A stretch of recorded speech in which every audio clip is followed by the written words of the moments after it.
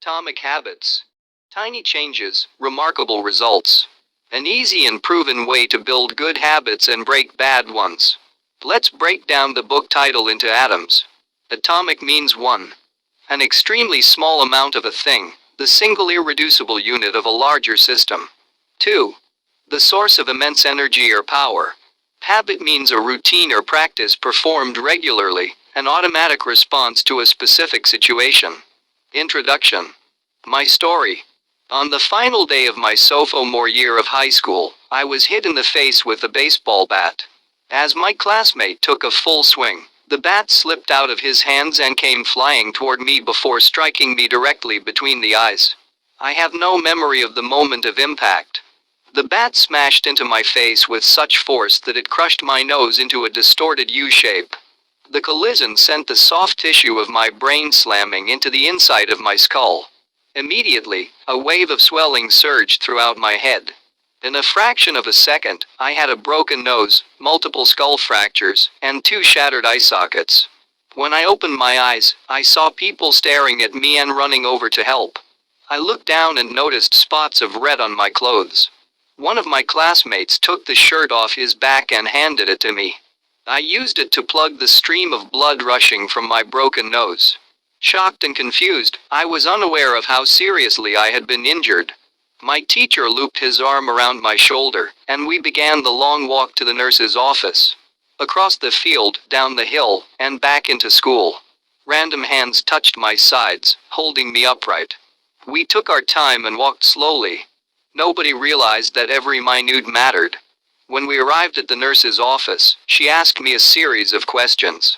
"What year is it?" 1998, I answered. It was actually 2002. "Who is the President of the United States?" "Bill Clinton," I said. The correct answer was George W. Bush. "What is your mom's name?" I stalled. 10 seconds passed. "Patty," I said casually, ignoring the fact that it had taken me 10 seconds to remember my own mother's name. That is the last question I remember. My body was unable to handle the rapid swelling in my brain, and I lost consciousness before the ambulance arrived. Minutes later, I was carried out of school and taken to the local hospital. Shortly after arriving, my body began shutting down. I struggled with basic functions like swallowing and breathing. I had my first seizure of the day. Then I stopped breathing entirely. As the doctors hurried to supply me with oxygen, they also decided the local hospital was unequipped to handle the situation, and ordered a helicopter to fly me to a larger hospital in Cincinnati. I was rolled out of the emergency room doors and toward the helipad across the street. The stretcher rattled on a bumpy sidewalk as one nurse pushed me along, while another pumped each breath into me by hand. My mother, who had arrived at the hospital a few moments before, climbed into the helicopter beside me. I remained unconscious and unable to breathe on my own as she held my hand during the flight. While my mother rode with me in the helicopter, my father went home to check on my brother and sister, and break the news to them. He choked back tears as he explained to my sister that he would miss her 8th grade graduation ceremony that night. After passing my siblings off to family and friends, he drove to Cincinnati to meet my mother. When my mom and I landed on the roof of the hospital, a team of nearly 20 doctors and nurses sprinted onto the helipad and wheeled me into the trauma unit. By this time, the swelling in my brain had become so severe that I was having repeated post-traumatic seizures. My broken bones needed to be fixed, but I was in no condition to undergo surgery. After yet another seizure, my third of the day, I was put into a medically induced coma and placed on a ventilator. My parents were no strangers to this hospital. 10 years earlier, they had entered the same building on the ground floor after my sister was diagnosed with leukemia at age 3. I was 5 at the time. My brother was just 6 months old. After 2.5 years of chemotherapy treatments, spinal taps, and bone marrow biopsies, my little sister finally walked out of the hospital happy, healthy, and cancer-free. And now, after 10 years of normal life, my parents found themselves back in the same place with a different child. While I slipped into a coma, the hospital sent a priest and a social worker to comfort my parents. It was the same priest who had met with them a decade earlier on the evening they found out my sister had cancer. As day faded into night, a series of machines kept me alive. My parents slept restlessly on a hospital mattress. One moment they would collapse from fatigue, the next they would be wide awake with worry. My mother would tell me later, it was one of the worst nights I've ever had. My recovery. Mercifully, by the next morning my breathing had rebounded to the point where the doctors felt comfortable releasing me from the coma. When I finally regained consciousness, I discovered that I had lost my ability to smell.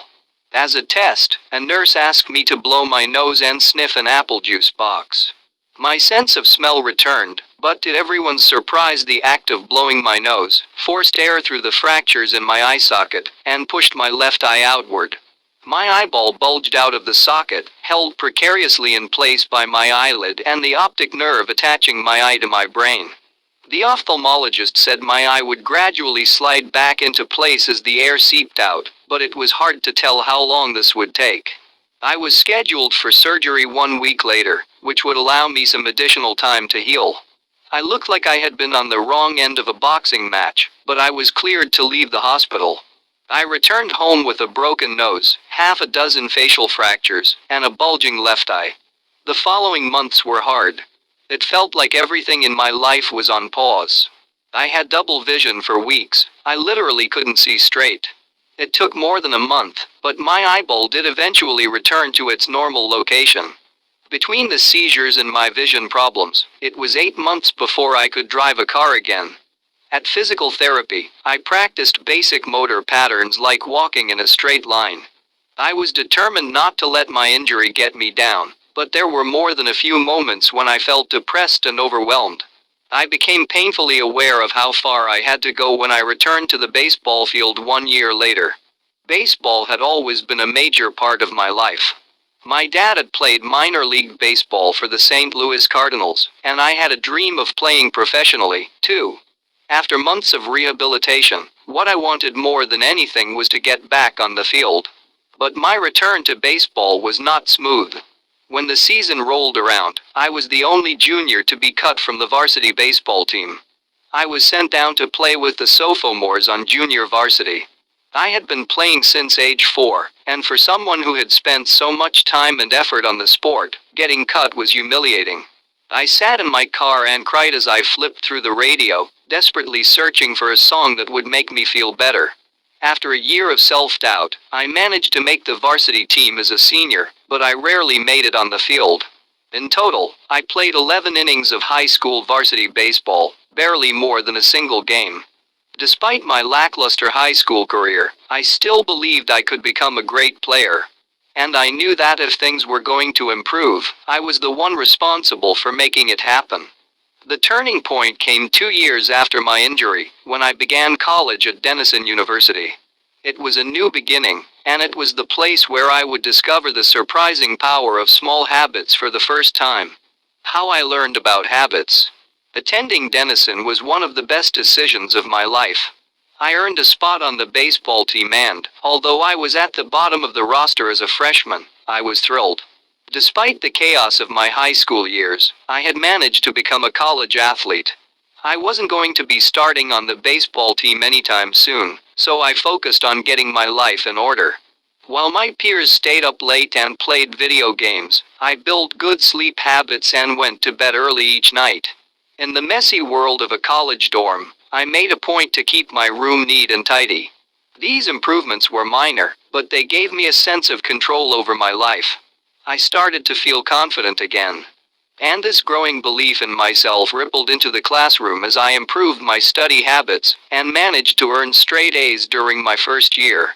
A habit is a routine or behavior that is performed regularly and, in many cases, automatically. As each semester passed, I accumulated small but consistent habits that ultimately led to results that were unimaginable to me when I started. For example, for the first time in my life, I made it a habit to lift weights multiple times per week, and in the years that followed, my 6-foot 4-inch frame bulked up from a featherweight 170 to a lean 200 pounds. When my sophomore season arrived, I earned a starting role on the pitching staff. By my junior year, I was voted team captain, and at the end of the season, I was selected for the all-conference team. But it was not until my senior season that my sleep habits, study habits, and strength training habits really began to pay off. 6 years after I had been hit in the face with a baseball bat, flown to the hospital, and placed into a coma, I was selected as the top male athlete at Denison University, and named to the ESPN Academic All-America team.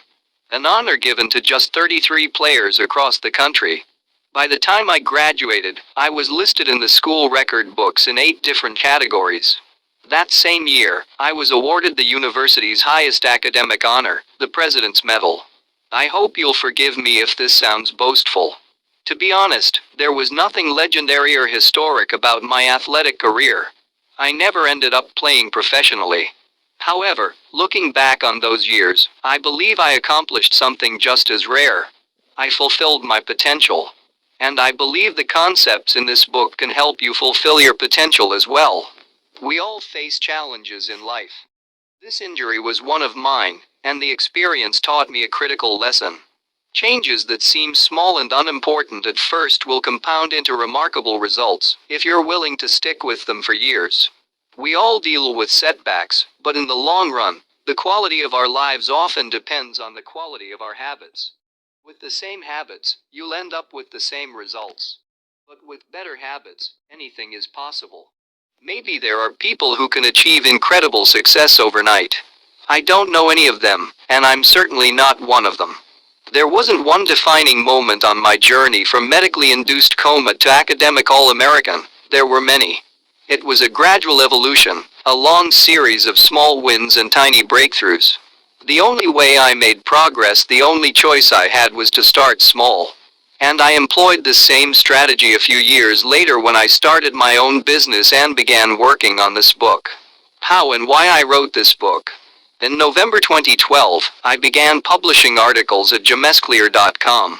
For years, I had been keeping notes about my personal experiments with habits, and I was finally ready to share some of them publicly. I began by publishing a new article every Monday and Thursday. Within a few months, this simple writing habit led to my first 1,000 email subscribers, and by the end of 2013, that number had grown to more than 30,000 people. In 2014, my email list expanded to over 100,000 subscribers, which made it one of the fastest growing newsletters on the internet. I had felt like an imposter when I began writing 2 years earlier, but now I was becoming known as an expert on habits, a new label that excited me, but also felt uncomfortable. I had never considered myself a master of the topic, but rather someone who was experimenting alongside my readers. In 2015, I reached 200,000 email subscribers, and signed a book deal with Penguin Random House, to begin writing the book you are reading now. As my audience grew, so did my business opportunities. I was increasingly asked to speak at top companies about the science of habit formation, behavior change, and continuous improvement. I found myself delivering keynote speeches at conferences in the United States and Europe. In 2016, my articles began to appear regularly in major publications like Time, Entrepreneur, and Forbes. Incredibly, my writing was read by over 8 million people that year. Coaches in the NFL, NBA, and MLB began reading my work and sharing it with their teams. At the start of 2017, I launched the Habits Academy, which became the premier training platform for organizations and individuals interested in building better habits in life and work. Fortune 500 companies and growing startups began to enroll their leaders and train their staff. In total, over 10,000 leaders, managers, coaches, and teachers have graduated from the Habits Academy. And my work with them has taught me an incredible amount about what it takes to make habits work in the real world. As I put the finishing touches on this book in 2018, jamesclear.com is receiving millions of visitors per month, and nearly 500,000 people subscribe to my weekly email newsletter. A number that is so far beyond my expectations when I began that I'm not even sure what to think of it. How this book will benefit you. The entrepreneur and investor Naval Ravikant has said, to write a great book, you must first become the book.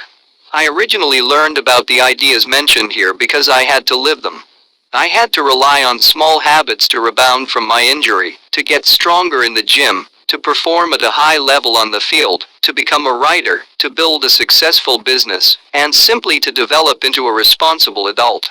Small habits helped me fulfill my potential, and since you picked up this book, I'm guessing you'd like to fulfill yours as well.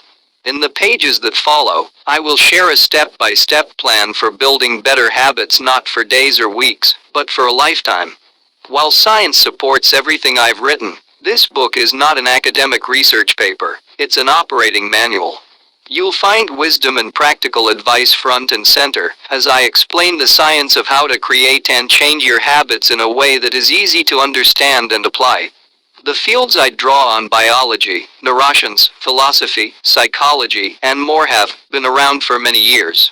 What I offer you is a synthesis of the best ideas smart people figured out a long time ago, as well as the most compelling discoveries scientists have made recently. My contribution, I hope, is to find the ideas that matter most and connect them in a way that is highly actionable. Anything wise in these pages you should credit to the many experts who preceded me. Anything foolish, assume it is my error. The backbone of this book is my 4-step model of habits: cue, craving, response, and reward, and the 4 laws of behavior change that evolve out of these steps. Readers with a psychology background may recognize some of these terms from operant conditioning, which was first proposed as stimulus, response, reward by B.F. Skinner in the 1930s, and has been popularized more recently as cue, routine, reward, and the power of habit by Charles Duhigg. Behavioral scientists like Skinner realized that if you offered the right reward or punishment, you could get people to act in a certain way. But while Skinner's model did an excellent job of explaining how external stimuli influenced our habits, it lacked a good explanation for how our thoughts, feelings, and beliefs impact our behavior. Internal states, our moods and emotions, matter, too. In recent decades, scientists have begun to determine the connection between our thoughts, feelings, and behavior. This research will also be covered in these pages. In total, the framework I offer is an integrated model of the cognitive and behavioral sciences. I believe it is one of the first models of human behavior to accurately account for both the influence of external stimuli and internal emotions on our habits. While some of the language may be familiar, I am confident that the details and the applications of the 4 laws of behavior change will offer a new way to think about your habits. Human behavior is always changing, situation to situation, moment to moment, second to second. But this book is about what doesn't change. It's about the fundamentals of human behavior. The lasting principles you can rely on year after year. The ideas you can build a business around, build a family around, build a life around. There is no one right way to create better habits, but this book describes the best way I know, an approach that will be effective, regardless of where you start or what you're trying to change. The strategies I cover will be relevant to anyone looking for a step-by-step system for improvement, whether your goals center on health, money, productivity, relationships, or all of the above. As long as human behavior is involved, this book will be your guide.